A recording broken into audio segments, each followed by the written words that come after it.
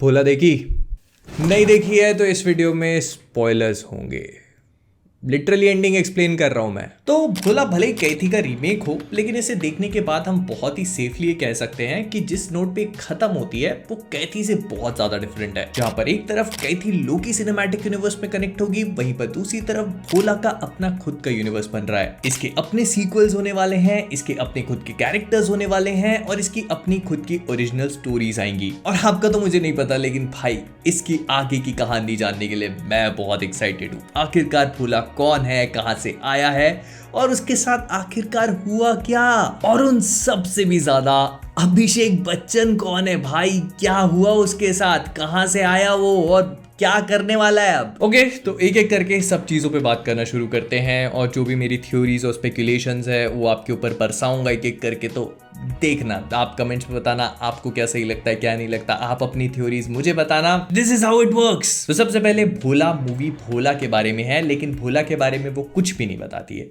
कहां से था, कौन था, नहीं पता चलता। जितना भी बैक स्टोरी हमको पता चलती है वो बस उस छोटे से गाने में पता लगती है और हमको ये समझ में आता है कि वो एक गुंडा रहता है या गैंगस्टर होता है और प्यार इश्क मोहब्बत के चक्कर में सब कुछ कुर्बान कर देता है। हमें ये तक नहीं बताया कि उसकी वाइफ का नाम क्या था, जिस कैरेक्टर को अमाला पॉल प्ले कर रही थी। बस ये पता है कि वो वाराणसी के किसी हॉस्पिटल में डॉक्टर होती है, ये गैंगस्टर होता है, प्यार मोहब्बत में पड़ जाते हैं, वो अपने हथियार को त्याग देता है। वो वाला प्यार नहीं, ये वाला प्यार, कुछ भी सोच लेते हो।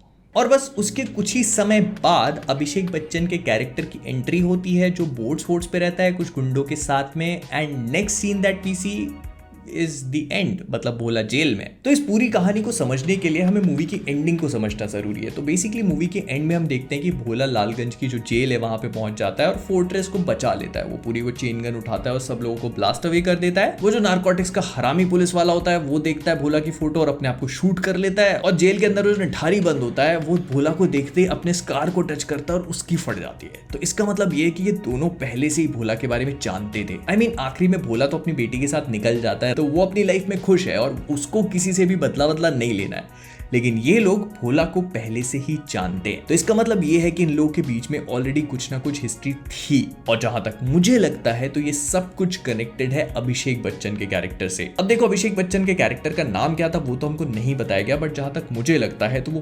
प्रोबेबली इन्हीं के भाइयों में से एक हो सकता है, जिसके बारे में एक्चुअली में कोई भी नहीं जानता। आई मीन आप टेक्निकली सोच के देखो, जब निठारी की शक्ल ही किसी ने नहीं देखी थी तो इसमें कोई बहुत बड़ी बात नहीं है कि उनके तीसरे भाई के बारे में किसी को पता ही ना हो। और जब इसके क्रेडिट्स रोल होते हैं तो उसके बाद जो सीन आता है जिसमें हम अभिषेक बच्चन की शक्ल एक्चुअली देखते हैं, तो उसमें उसको कोई कॉल करके बताता है कि भाई भोला जेल से छूट चुका है। तो एक्चुअली में कोई बड़ी बात नहीं है कि निठारी का कॉल हो, क्योंकि उसी ने तो भोला की शक्ल देखी थी ना। एंड उसको सुनने के बाद Abhishek Bachchan phone call cut करता है और कहता है कि ठीक है, भोला से मिलने का वक्त आ चुका है, क्योंकि उसको भी तो पता लगे कि सिर्फ फेस चेंज हुआ है, कैरेक्टर नहीं। अब देखो, इस पूरे शॉट को ध्यान से देखने पर ये तो समझ में आ गया था कि अभिषेक बच्चन कोई भी छोटा मोटा व्यक्ति तो है नहीं। उसने इतने टाइम में, मतलब पिछले 10 साल में जब ये पूरा कांड हुआ था, भोला जेल गया था, उसके बाद से लेकर अभी तक अपने एम्पायर को काफी अच्छा खासा ग्रो कर लिया है, क्योंकि वो वाराणसी में एक छोटी सी बोट से अब एक बड़े से लोहे के जहाज पे पहुंच चुका है, जहां उसके पास बहुत बड़े बड़े हथियार है। लेकिन ना उसकी बॉडी के साथ क्या लफड़ा है मेरे को समझ में नहीं आ रहा। उसके पास एक लोहे का हाथ है जो कि बहुत ज्यादा स्ट्रॉन्ग है, क्योंकि उससे वो एक पूरी गन को पिचका देता है, और उसके मुंह पर कुछ स्कार है और वहां पे भी लोहे का कुछ फिट हुआ है, जैसे ये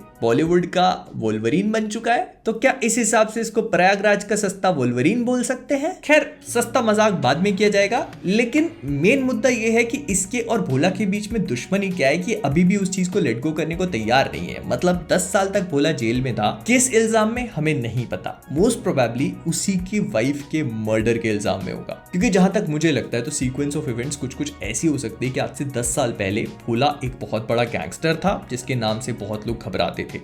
वही रिस्पॉन्सिबल था अभिषेक बच्चन का हाथ काटने के पीछे। उसने अभिषेक बच्चन का हाथ काटा, उसके बाद उसकी मुलाकात हुई अपनी प्यार से जिसने उसका हथियार छीना। फिर से वही जोक नहीं, रिपीट नहीं करना। और जब ये सब कुछ छोड़ चुका था तब अभिषेक बच्चन लोहे का हाथ लगवा करके भोला से बदला लेने आया और तब उसने भोला की वाइफ का मर्डर किया, जिसका इल्जाम लगा भोला के ऊपर। एंड मोस्ट प्रोबेबली वाराणसी के घाट पे होने वाली उस फाइट में निठारी भी शामिल होगा, तभी उसका चेहरा जला होगा, तभी भोला को देखकर उसने अपने चेहरे के स्कार पे हाथ लगाया था। एंड जहां तक है तो भोला ही अभिषेक बच्चन के फेस स्कार के पीछे भी रिस्पॉन्सिबल है, तभी वो कहता है कि फेस चेंज हुआ है, कैरेक्टर नहीं। और रही बात वो नार्कोटिक्स ऑफिसर की, तो भोला को जेल भिजवाने के पीछे वो रिस्पॉन्सिबल हो सकता है, उसके ऊपर मर्डर चार्जेस को पिन करके, क्योंकि उसको पता होगा कि कितना डेंजर आदमी है। क्योंकि जैसे ही वो उसकी फोटो देखता है वो समझ जाता है कि भाई मैं बहुत गलत लफड़े में फंस चुका हूं, क्योंकि इसको मैंने जेल में अंदर डलवाया था और अब ये वापस आकर के मेरे बजाएगा। आई मीन देखो, इस पूरी कहानी और इस पूरी थ्योरी में बहुत सारी एक्साइटिंग पॉसिबिलिटीज हैं जो हो सकता है कि हमको सेकंड पार्ट में देखने को मिले,